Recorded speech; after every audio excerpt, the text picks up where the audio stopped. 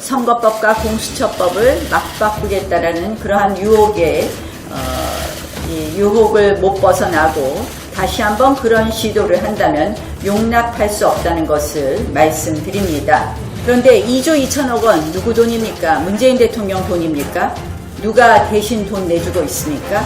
이거 어차피 국민들 호주머니에서 나오는 돈입니다. 앞으로 건강보험이 기금이 고갈되는 제로 케어가 되고 말 것입니다.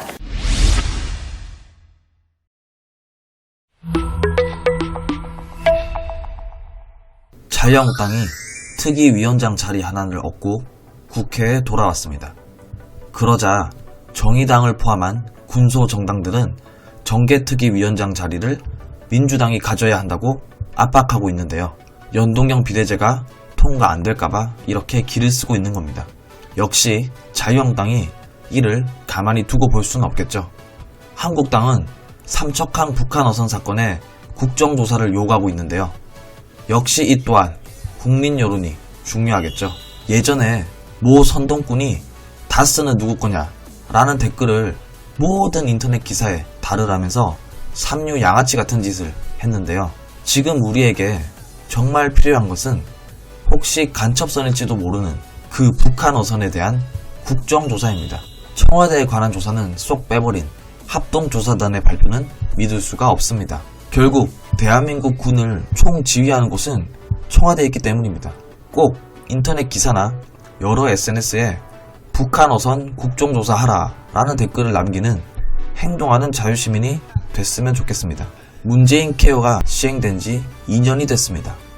2011년부터 연속 흑자를 냈던 건보 재정이 시행 첫 해인 작년에 적자로 돌아섰습니다. 그러면서 어제 대한의사협회는 건보 재정 적자와 의료의 질 저하 등을 이유로 정책 수정을 요구하면서 9, 10월에 총파업을 예고했습니다.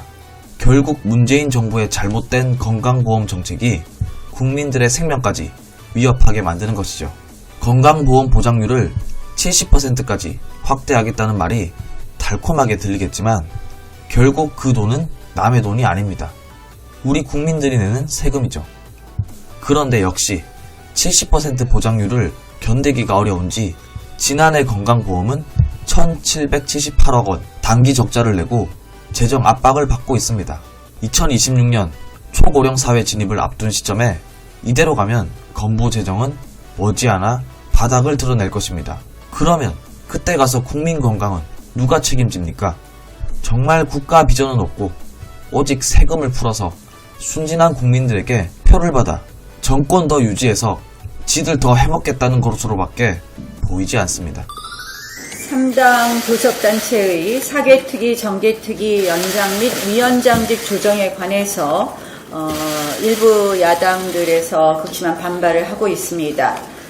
국민의 대표성이 압도적으로 높은 여당과 제1야당이 이러한 의회 논의에 있어서 주도권을 갖고 하는 것은 지극히 당연한 의회 민주주의의 원리입니다.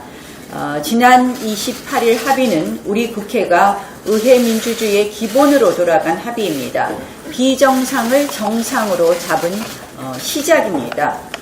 매우 의미 있는 진전이라고 생각합니다. 결국 패스트트랙 야합의 사슬을 끊어낸 그러한 의미 있는 진전입니다. 그런데 또다시 여당과 그리고 일부 야당들이 다시 한번 이 야합의 유혹, 선거법과 공수처법을 막 바꾸겠다라는 그러한 유혹에 이 유혹을 못 벗어나고 다시 한번 그런 시도를 한다면 용납할 수 없다는 것을 말씀드립니다. 이제 지난 28일 합의 정신에 따라 민주당도 처음부터 선거법과 그리고 사법제도 개혁에 관한 논의를 시작해야 될 것입니다. 하루빨리 정개특위위원장이냐 사개특위위원장이나 본인들이 선택하고 이 부분에 대한 후속 소위위원장 및 후속 논의를 시작할 수 있도록 준비해 주실 것을 제안합니다. 민주당에 한 가지 또 말씀드리겠습니다. 민주당이 지금 국회 정상화를 위한 우리 당의 노력에 대해서 제대로 화답하지 않고 있습니다. 아주 당연히 해 주어야 될 법사위의 이완영 전 의원의 후속 자리 보임에 대해서조차도 동의하지 않고 있습니다. 이렇게 당연히 해주어야 될 동의도 하지 않는 민주당과 저희가 어떤 더 논의를 할 수 있는지 안타깝습니다. 우리가 이 의석수 배분은 20대 지난번 후반기 구성을 하면서 상임위별 의석수 배분을 이미 했습니다. 그것에 따르면 그 안에 의원직 상실이 있다고 해도 당연히 동의해줘야 되는 것이고 비율표에 따른다고 해도 당연히 동의해줘야 되는 것입니다. 따라서 이러한 민주당이 당연히 해야 될 동의조차 안 하는 이런 태도로서는 국회가 정상화되기가 굉장히 어렵다는 말씀을 드립니다. 민주평화당에게 이야기하겠습니다. 민주평화당이 가장 관심 있는 것은 역시 5.18 진상조사위원회 출범이라고 생각을 합니다. 저희가 이 국방위에서 진상조사위원 자격 부분에 대한 개정을 가져오는 5.18 진상조사 규명법, 진상규명법 조속히 국회만 열리면 처리되도록 노력하겠습니다. 또한 그 국회의 당연직 특위였던 윤리위가 지금 재구성되지 못하고 있습니다. 이 부분에 대해서도 하루빨리 구성되도록 노력하겠다는 말씀 드리겠습니다. 문재인 케어 말씀드리겠습니다. 문재인 대통령 어제 자랑 많이 하셨습니다. 그런데 2조 2천억 원 누구 돈입니까? 문재인 대통령 돈입니까? 누가 대신 돈 내주고 있습니까? 이거 어차피 국민들 호주머니에서 나오는 돈입니다. 이미 문케어로 건강보험료 폭등은 현실화되고 있습니다. 이 정부 임기 내에 무려 17% 건보료를 올리겠다고 하고 있습니다. 재원마저 고갈되고 있습니다. 이제 작년에 처음으로 적자를 기록했고 2026년이면 건강보험 기금이 고갈됩니다. 보고 싶은 것만 말하고 보고 싶은 것만 보고 말하고 싶은 것만 말하는 이 편식성 정책 홍보 매우 우려됩니다. 그런데 이러한 기금의 고갈이나 보험료의 폭등은 물론이고 의료체계 전반을 붕괴한다는 점이 매우 안타깝습니다. 대형 병원 쏠림 현상이 가속화되고 가벼운 질병의 환자들마저도 지역 중소병원을 기피하는 현상이 더 악화되고 있는 실정입니다. 이 빅5 대형 병원은 거의 마비 수준에 또 이를 지경이라고 합니다. 이것이 바로 뭐겠습니까? 무능한 좌파 복지 정책의 민낯입니다. 책임은 지지 않고 지금 쓰겠다고 하는 이 먹튀 케어, 저희가 이 부분에 대해서 제대로 준비하고 제대로 막지 못하면 먹튀 케어는 앞으로 건강보험이 기금이 고갈되는 제로 케어가 되고 말 것입니다. 따라서 국회에서 꼼꼼히 챙겨보도록 하겠습니다.